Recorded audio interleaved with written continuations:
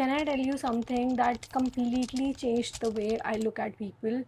पहले मुझे ऐसा लगता था people are just lazy, but I don't think that's true any more. Hi, this is Mokshika and welcome back to my channel. लोग इसलिए चेंज नहीं होते क्योंकि एक दिन उनकी लाइफ मैजिकली चेंज हो गई है, या उनकी लाइफ चेंज होगी तो वो चेंज होंगे। That's not how it works. पहले हम अपने अंदर के बिलीफ सिस्टम को चेंज करते हैं। पहले हम अपनी खुद की एक आइडेंटिटी बनाते हैं। हम अपने सारे पास्ट पैटर्न्स को, हम अपने सारे पास्ट फीलिंग्स को एक तरफ रखते हैं। हम उनको अवेयरनेस के थ्रू चूज़ करते हैं कि कौन सी चीज़ हमें सपोर्ट करेगी इन आवर फ्यूचर, कौन सी चीज़ हमें अपनी हायर सेल्फ के टुवर्ड्स लेके जा रही है। हम अपना स्कार्सिटी माइंडसेट अपने अबंडेंस माइंडसेट से रिप्लेस करते हैं। दैट इज़ बिकॉज हमारा जो ब्रेन है उसने अपने आप को एक आइडेंटिटी दे रखी है। वो हमें हर एक हमारे एक्सपीरियंस के बेस पे हमें एक आइडेंटिटी दे देता है। सो दैट इज़ वाई जितने भी लोग हैं जो बोलते हैं कि मुझे एक इमोशनली हेल्दी रिलेशनशिप चाहिए, या जो भी लोग ये बोलते हैं कि मुझे अपना बिजनेस शुरू करना है, लेकिन वो फिर ये वाली रीज़न सोचते रहते हैं कि oh I am not ready, I am not ready, या वो ऐसे पार्टनर्स को अट्रैक्ट करते हैं जो इमोशनली अनअवेलेबल होता है। दैट इज़ बिकॉज जो हमारा ब्रेन है वो अभी उस आइडेंटिटी को देख ही नहीं पा रहा होता। उसके लिए वो इतनी न्यू होती है कि उसको ये लगता है कि ये गलत है। Are you able to believe that people support you? Do you think that you are capable? Do you think that you can start your own business? जब आपका इन सब चीज़ों का आंसर येस हो जाएगा, जब आप इन सब चीज़ों को बिलीव करने लग जाएंगे, या आप इन सब चीज़ों को रेजिस्ट नहीं करेंगे, तो इसका मतलब ये है कि आप अपना बिलीफ सिस्टम चेंज कर रहे हैं। आपका जो पहला पुराना पैटर्न था वो ये बिलीव कर रहा था कि आप ये सब नहीं कर सकते, आप इन सब चीज़ों के केपेबल नहीं हो, इसीलिए उसको ये सब चीज़ें बहुत स्कैरी लगती थी, इसलिए वो आपको इन सब चीज़ों से दूर रखता था। तो हमें वो लगता है कि वो हमें सेल्फ सैबोटाज कर रहा है, बट वो हमें प्रोटेक्ट करने की कोशिश कर रहा है। But we don't need that protection any more. हमें अपने कंफर्ट जोन से बाहर निकलना पड़ेगा, हमें न्यू बिलीव्स बनाने पड़ेंगे अपने लिए। तभी जाके जो बिलीव हमें सपोर्ट कर रहा होगा हमें आगे बढ़ाने के लिए, तो इस बिलीव को हम उस नोट्स ऐप में लिखेंगे कि ऑलराइट, डू यू थिंक कि आप ये कर सकते हो? जो आपकी फ्यूचर लाइफ है, आपको लगता है कि आप इसको अचीव कर पाओगे? If the answer is yes, let me tell you, nothing can stop you. Your brain is just following a map जो आपका बचपन से है।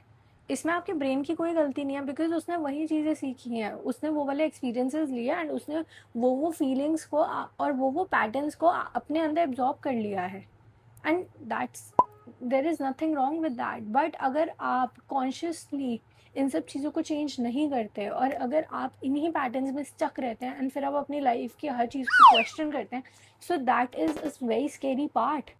हमारा जो ब्रेन है वो हमें एक फेमिलियर पेन में रखना ज़्यादा प्रेफर करेगा, ना कि हमें एक अनफेमिलियर फ्रीडम में ले जाना पसंद करेगा, क्योंकि वो उसके लिए नया है। और जो भी हमारे लिए नया होता है हमें उससे थोड़ा बहुत डर लगता ही है।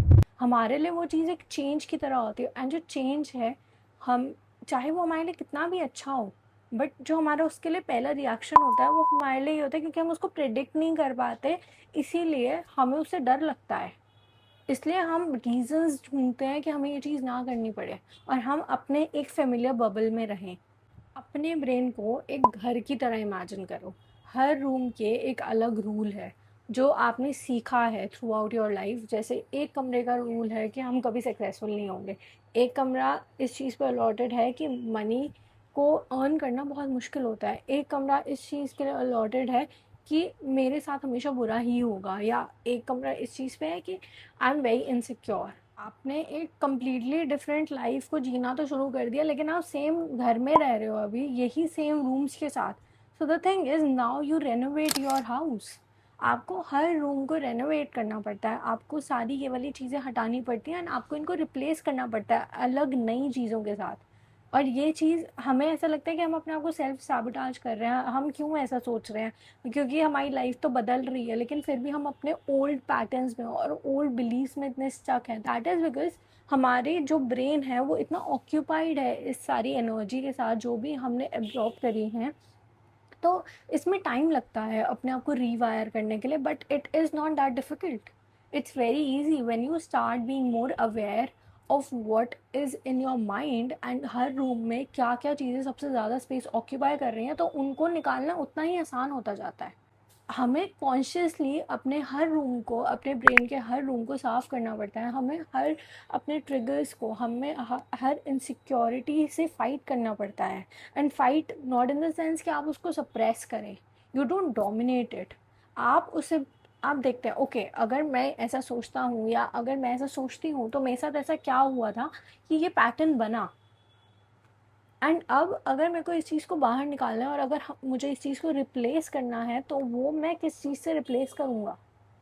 If I am scared of something, if I am scared of lizards, तो मैं दूर से उन्हें नहीं देखती रहूँगी। अब मेरे को एक किचन में एंटर करना है एंड वहाँ पे जो फ्लोर पे एक लिजर्ड है, तो मुझे पहले एंटर करना पड़ेगा, तभी तो वो जाएगी ना, तभी तो वो दूर हो पाएगी मेरे से।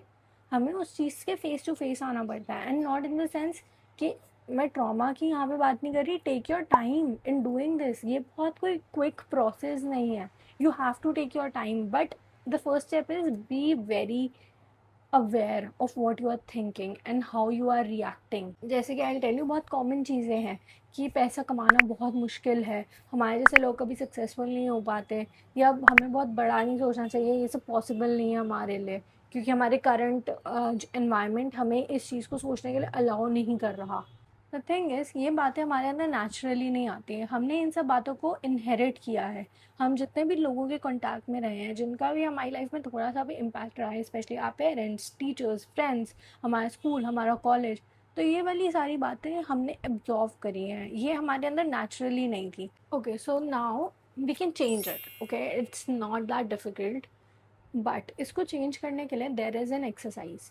अपना नोट्स ऐप लो या take a copy and a pen and right कि अगर मेरे पास अभी मेरी ड्रीम लाइफ होती तो उसमें मेरे लिए क्या चीज़ें बिलीवेबल हैं अभी वाले टाइम पे। If I had my dream life right now, उसमें से ऐसी कौन कौन सी चीज़ें हैं जो मेरे लिए बिलीवेबल है, ना कि वो जो मैं चाहती हूँ या चाहता हूँ, बल्कि वो वही चीज़ें जिनको मैं बिलीव कर सकती हूँ कि अच्छा ये मेरे साथ हो रही है। तो मेरा माइंड इन्हें रेसिस्ट नहीं करेगा, इन्हें ये नहीं बोलेगा कि ओ ये इम्पॉसिबल है, बल्कि वो ये बोलेगा या that is believable. It means a lot to me when I'm able to share such content with you guys, because at one time I needed it, and you know, the videos that aligned with me at that stage of my life, they appeared and I'm so thankful for them. So thank you so much for watching. Bye.